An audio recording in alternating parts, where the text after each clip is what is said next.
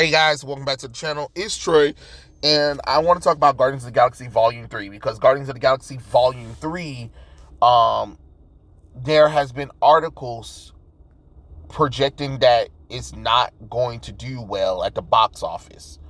That it has a low box office return.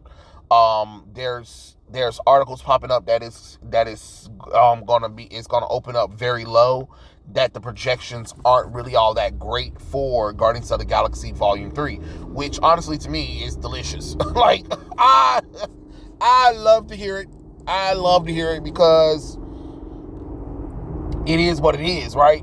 But look, don't look at me. Even though I'm rooting for the movie not to do well at the box office, I don't think it's true.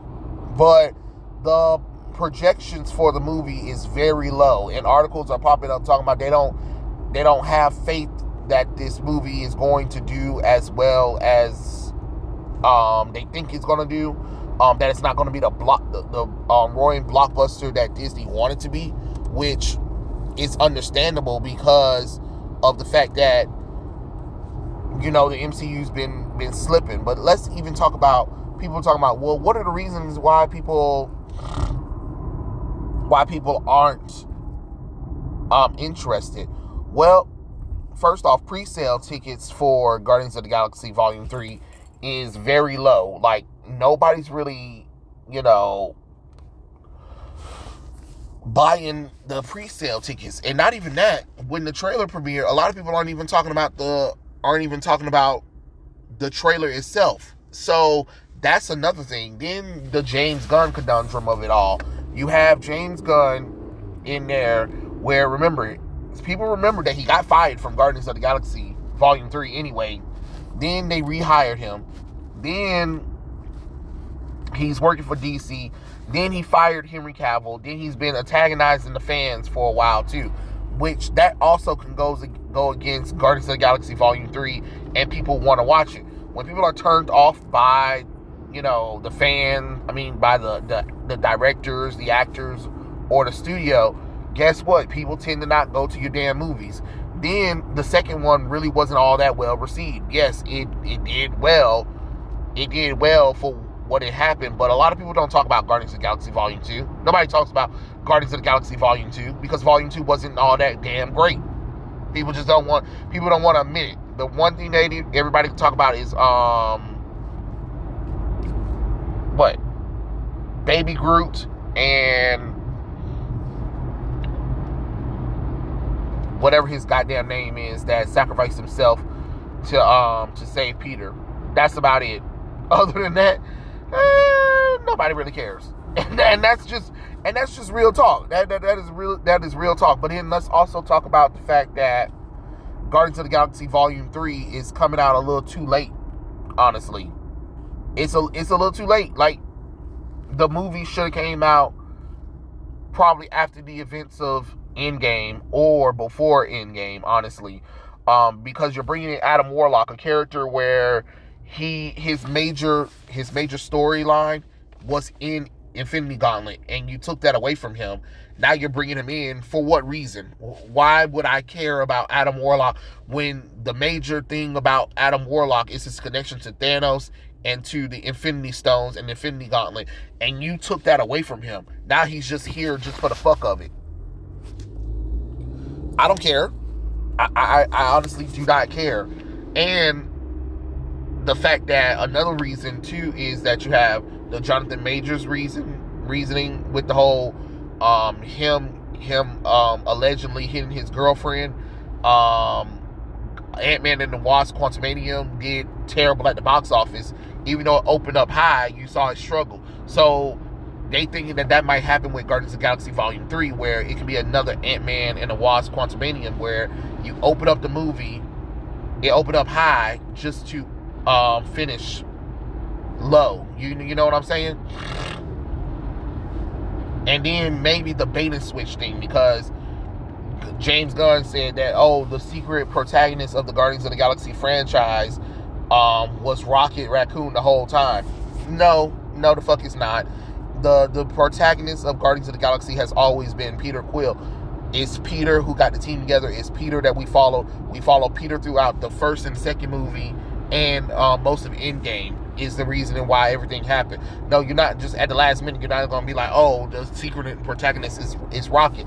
It goes back to the same thing where Bob Iger was talking about how they don't know about sequels or whatever because of the fact that sequels haven't really been doing all that great. The reason why sequels ain't been doing so great is because of shit like this, where you want to try to now take a franchise where they have a main character, a character that you follow, even if it is a team, you follow one character throughout that journey, and then say, oh yeah, let's start focusing on other characters. I'm not saying that Rocket, Gamora, Drax, and Groot aren't interesting characters, but they're not the audience viewpoint. The viewpoint of the audience is Peter Quill. That's the person that we follow. That's the person that should definitely be the main focus of Guardians of the Galaxy Volume 3. Regardless of if you're going to kill Rocket Raccoon off or not, trying to all of a sudden bait and switch the audience with, oh, Peter's not the protagonist, it's really Rocket, is kind of dumb when you kind of sit there and think about it. It really is dumb to do something like that and then wonder why people walk away from the damn movie. It really is. And then let's also talk about the fact that people are tired of the MCU and is joking nonsense, because Guardians of the Galaxy was patient zero with the whole, hey, let's take characters that were serious in the comic books and let's now make them jokes, because nobody really knows them, so we can do whatever we want with the characters. Guardians of the Galaxy is the patient zero, where they used that formula. It was successful in the first movie, but then they kept doing it to all of their MCU movies. And let's be honest, that's really when the shit started to hit the fan, when you saw Guardians of the Galaxy Volume 1, and then you saw that, and then bam, everybody else started becoming very comedic, and it was just nothing but jokes and jokes and jokes and jokes and jokes and jokes. And people are tired of that brand of MCU movies. It is what it is, honestly. But the truth is in the pudding with that kind of nonsense as well. And that definitely might play against it. Then, of course, people were talking about the unnecessary changes to the characters, when you race swap, when the stories aren't even being adapted correctly. Like, let's be honest, it ain't nothing from Guardians of the Galaxy Volume 3 looking like anything from the actual comic book. You know what I'm saying? And I don't know, some people were like, well, there's not a lot of people who read Guardians of the Galaxy. Okay, that's true, but you also still want to have iconic storylines from the Guardians of the Galaxy that are familiar with the actual comic book fans. You know what I'm saying? Because at this point, because like I said, I played the Guardians of the Galaxy video game, and the video game was basically like a knockoff MCU. At that point, you might as well have made the characters look like the fucking MCU characters, instead of like trying to do their quote unquote own thing, when the characters act more like the MCU than they act like the actual comic book characters. It kind of gets kind of aggravated. Even now, when you're reading the comic books for Guardians of the Galaxy characters, they act like what the MCU's done with the characters. So all the years of character development that these characters had are out of the window for the bullshit that Gunn did. You know what I'm saying? And it kind of, it's a turnoff. It really is a turnoff as a person who read the comic books of the characters. Yes, I'm not saying I know everything about the Guardians of the Galaxy, but I've read the comic books up until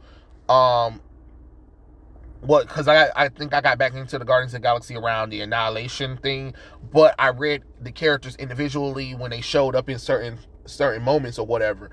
So I know that these characters are supposed to be completely different than what they are. Like, the team was very serious, but now, thanks to Gunn, they're complete jokes. You know what I'm saying? Nobody really respects Peter Quill.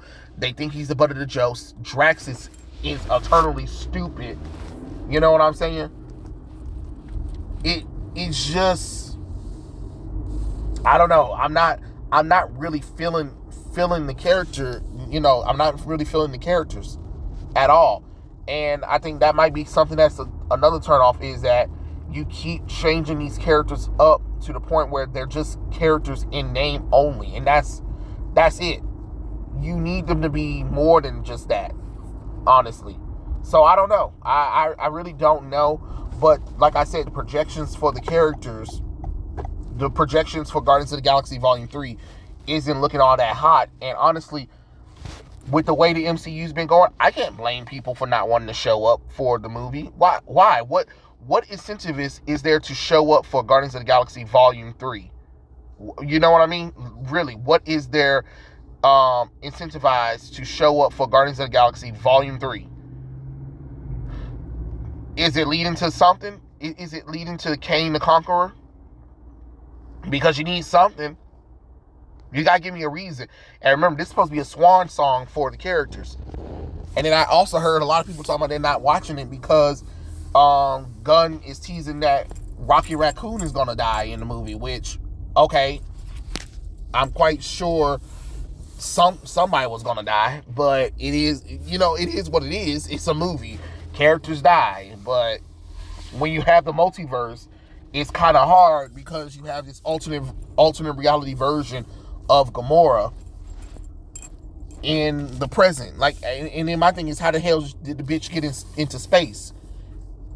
You know what I'm saying? Like, you see how shit don't make no sense, and that's the problem when you have to start questioning the motives of these movies and these characters and what are they doing here. It's just, as a comic book fan, it is irritating to try to question or try to justify or try to figure out why this didn't work, why this do work, why. Well, if you kill this character off, you do realize you have an alternate reality version where you can pull them out of time and space, right? So, I mean, really, could the projections be low? Is people maybe over exaggerating? No, I don't think so. Because like I said, Guardians of the Galaxy Volume 2 really wasn't all that light. It's been too long for the Guardians of the Galaxy since they, done something. A lot of people are up in arms with James Gunn right now because of the bullshit he's done with DC. So I think the stuff from DC is going to affect the box office. Then the Jonathan Major stuff is also going to affect the box office. Then the changing of the characters, the making Nebula less feminine in the movie and stuff like that. That's another thing that might be a little turn off for the characters. The death of Rocky Raccoon might be another turn off. So you have a lot going against it right now. And from the little clip, some of the CGI doesn't really look all that great neither.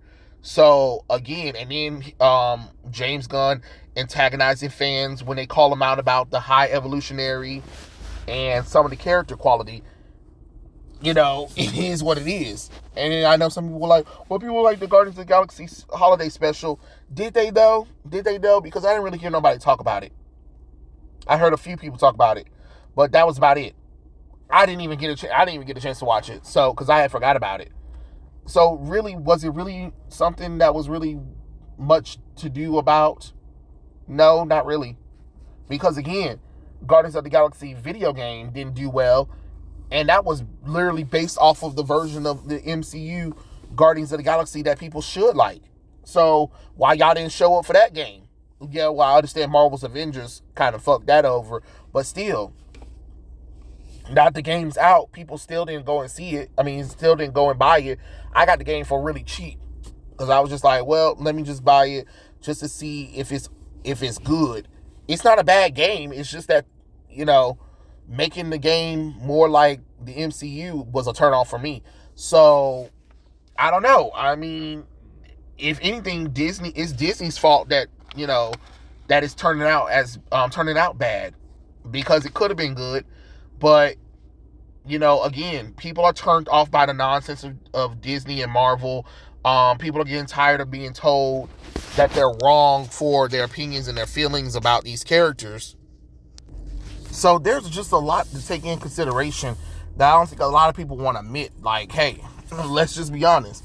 The reason why the Guardians of the Galaxy did well in the first place is really because it was in a franchise. And honestly, that's the only claim to fame that James Gunn actually have with people is Guardians of the Galaxy. That's all people like to keep talking about when they be like, oh, James Gunn is so great. Okay, what is he so great at? Guardians of the Galaxy? Wow, one fucking movie that was part of a damn film franchise. But honestly, if it wasn't part of Marvel, would most people have went to go see it? I doubt it.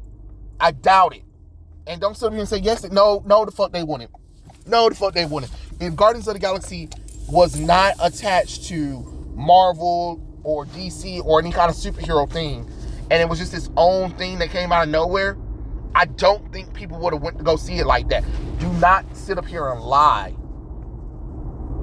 Let's call a spade a spade. Because that's all y'all keep trying to do when y'all try to defend Gunn, is he did Guardians of the Galaxy. And Guardians of the Galaxy Volume 2. And name something else. Name something else that people know him from. Just like when they try to compare Snyder to Gunn. No offense. Snyder got more on damn Gunn than damn Gunn do. All right? Let's be honest. You can name several Snyder movies over Gunn's movies. And a lot of Gunn's movies were indie nonsense. And let's not forget about his checkered back past that people just seem to just had swept over the rug. Like, so we're not gonna talk about his pedo past at all? Okay. Okay, but other directors are the problem, though. Oh, okay. Oh, all right then. If you say so, if you damn say so, I doubt it though. But maybe we'll see. Honestly, I don't want it to succeed. I really don't want it to succeed because it'll show DC that you trusted in the wrong motherfucker. First off. And it'll show Disney Marvel that you can't just skate on the name of these characters anymore, because that's what they thought. They thought they could just put the characters out there, do whatever the fuck they wanted to with the characters, and then thought like, this makes sense. You know what I'm saying? So I don't know. I just think that Guardians of the Galaxy Volume 3 should fail. And then if it does fail, it'll show what needs to be changed for the industry. Because honestly, a lot of people are talking about superhero fatigue, and it's more like mediocre fatigue. For me, it's more of broken promises fatigue at this point. You'll bring these characters out. I get excited just to watch a movie where I'm either getting baited. There's a swap that I didn't ask for. There's the character is only in name only. The costume is nowhere close to the costume design of the movie. The actor looks nothing like the character. Don't even try to look like the character. The CGI is poor. The story is poor. It's just so many things goes wrong with these new movies nowadays that you're just like, it's whatever. It's mediocre. But Guardians of the Galaxy Volume 3. Are you guys going to go see it? Do you even care for the movie? Let me know in the comment section below. And honestly, I'll catch you guys later. Peace out.